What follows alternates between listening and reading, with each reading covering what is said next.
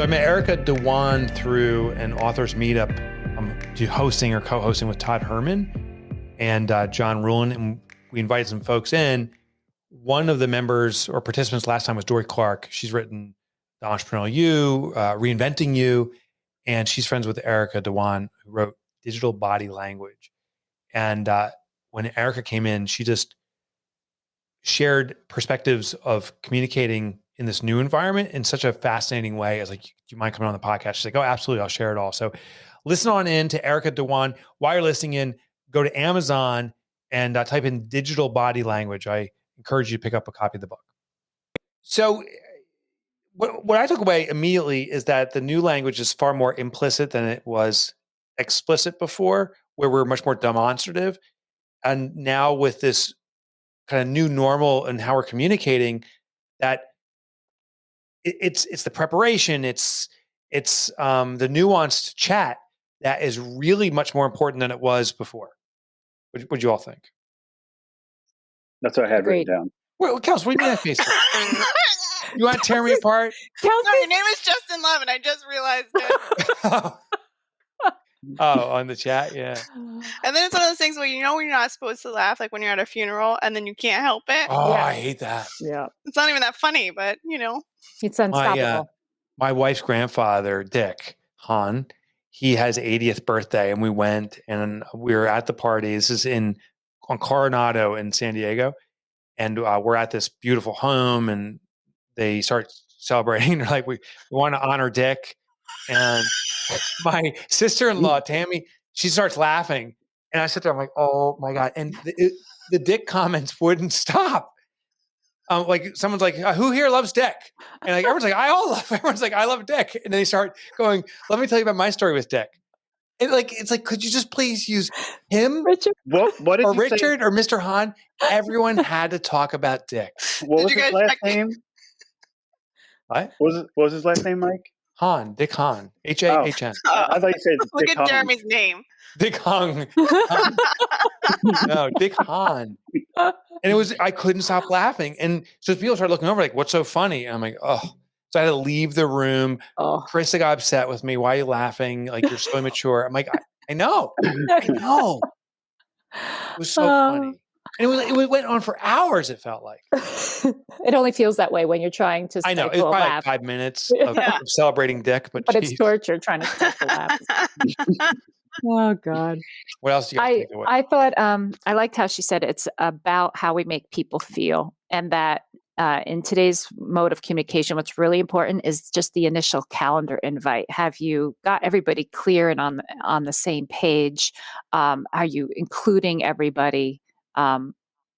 Yeah. You got to make up for all those cues that you're not giving each other when you're face to face and things like that. So that was interesting. Yeah. Go in prepared. Yeah. You can't shoot from the hip nearly as much as it was my thought. Yeah. I also loved her tip about like Zoom meetings to put comments, have folks put their, points in the comments. Mm-hmm. And then whoever is facilitating, they pick out the best responses as opposed to the extroverted, outspoken people always getting. And that the first 3 people who speak in a meeting. Yeah, that was interesting. The agenda. Yeah. Yeah. I had no idea. That was interesting. Me either, but I think that's true. I think it is true. So it means we're dictating it right now. And Jeremy, who's going by Dick Hung, he just changed his name, is out to dry. Like we've dictated the agenda for today's discussion. I also liked.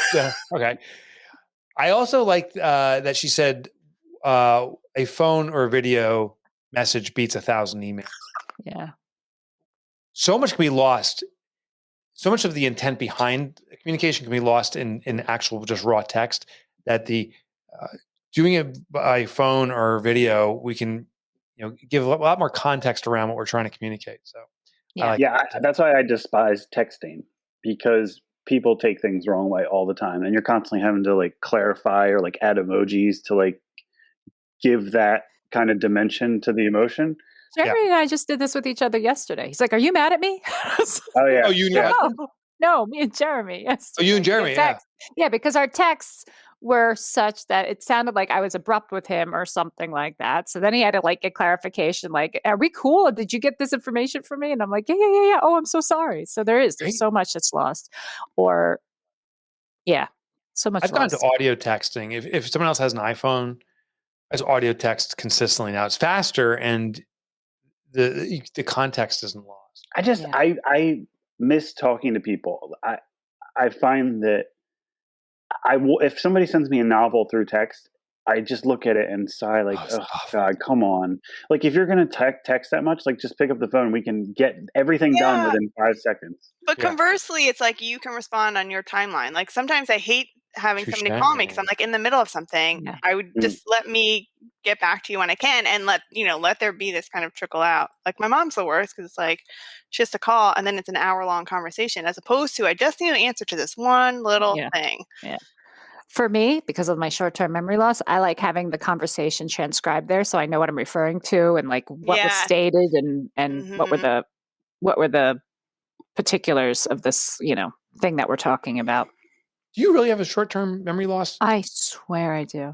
I've never experienced that with you. Have other people? Have your husband? Has he said something? Oh, right now my family's like, they're legitimately frightened by my brain. They're like, we literally just told you. And I'm like, I'm very busy. I keep all of your worlds circling in my brain constantly. You guys are only responsible for your own lives. I'm responsible for everybody's life. So I kind of put on that. Nicely played, Amy. Really put the responsibility back on this. This is a lie because even in college, I was in a statistics class in college. And I don't know why the professor did this, but he had this meter with these rotating numbers on it. A series of numbers. I think there were like 6 digits in this number. And it rotated through maybe 8 different sets of numbers. And we weren't excused from class until you could get to a point where you could predict what the next series of numbers was going to be based on pattern and memory. I have no memory. It just is like and this is why I'm math phobic too, because I'm the person who can't carry the number because I've forgotten what the number, I could carry that number, but I don't remember what that other number was. Like it's literally like writing on what do you guys call it? The Buddha board, the one that you wet water. The Buddha board, yeah. It just disappears. It's like, it's gone. The Buddha board's kind of died out within a minute. Nobody's using it. But like, wishing everyone good times. And you're like, but it disappeared. It disappears. So it's not like we would know is it gone? Is it gone? Yeah. Like the words that you write on it are gone. No. But the Buddha board itself, is it gone? No, I think it might be in a drawer or something. I don't know. Wow. I thought maybe out of spite I threw it out. Yeah, I wouldn't be surprised. Yeah. I poured cherry juice on it first. Nobody responded to my message, damn it. I was pissed. I'm like, can you guys hear me? Where are you? Do you want to go to lunch? Nobody's replying. It's because I'm vanishing the Buddha board. All right, we got to roll on. Yeah, you got something else to say? I would say I do like to that point that she said the new active listening is clearly reading emails, thoroughly reading people's emails. Yeah. And acknowledging that because. And I would like to apologize today because just today, Kelsey sent me something that I didn't read well. I'm just biting my fingernail. Oh, okay. And Jeremy did the same thing to me yesterday. I'm in a very jumpy mood and I'm not reading thoroughly everything I should. So yeah, it's something that needs to be improved on us in this virtual world, even though I'm in the same office with Kelsey. Dude, you're getting shit done. You're the only getting shit done around here. Thanks. Yeah. I'm kidding. I got the most backhanded compliment coming your way tomorrow. It's so funny. About getting shit done. We'll see. It's fun. Okay. Does it involve shit? No, it's the tree. It's about the tree. Oh, it's going to be about how I got Aaron to do it. Yeah, exactly. Amy was assigned one job to make a tree for the wall. And I see Aaron there sweating like hours and hours of work, carving. I'm like, well, to be fair, I was told I was to manage the project. Well, then you did an extraordinary job. Then I'm impressed. Thanks. Genius. Genius. All right. We have a game. We have a fun game. Okay. Let's do it. So sure it's fun? It's very fun. Erica was named a Thinkers 50. I don't know what that means, but it was by Oprah Management Ideas. So this is a trivia of Oprah. This is Oprah trivia. Ooh. Wow. Yeah. Where was Oprah born? Was it Mississippi, Georgia, or Alabama?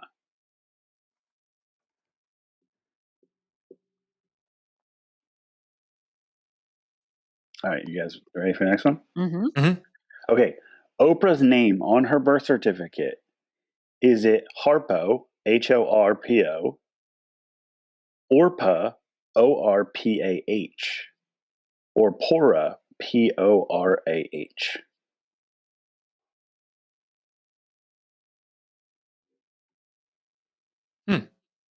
Yeah, I never knew that. This is my favorite one. So her net worth is currently $3.5 billion, and she earns around $315 million per year from her media company alone.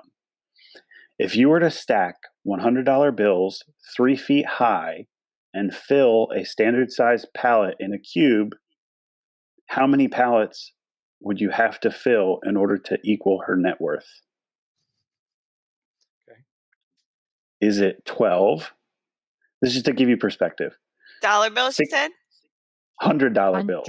Oh, 100. So $100 bills layered one on top of each other, 3 feet high on a standard size pallet, which is about 3 feet by 3.5 feet or something like that, in a cube. How many of those pallets would you have to equal her net worth? Is it 12, 16, or 22?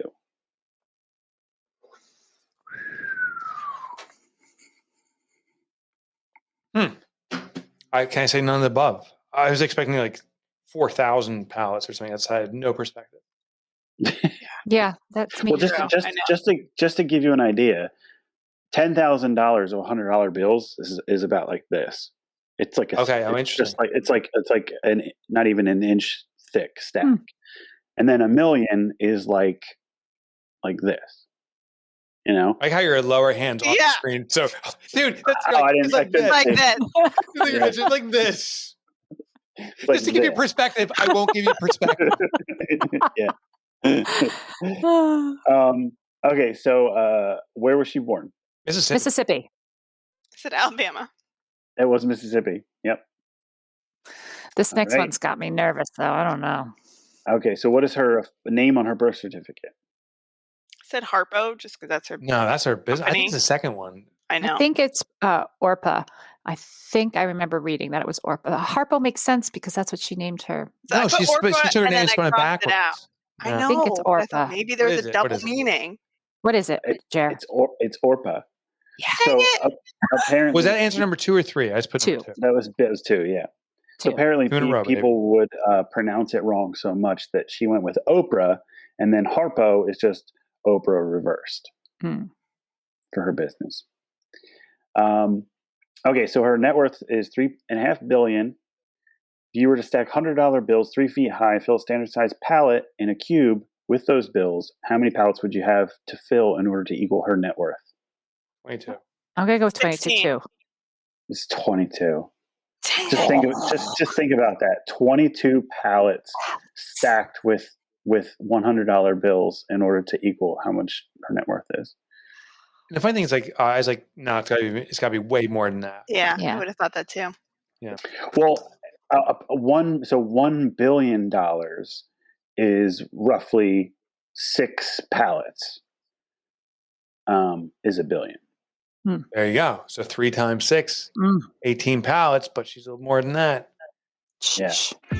All right, we got to rock and roll. We got one more of these to do to review, even though our listeners will listen to next week. We got to hop on right now.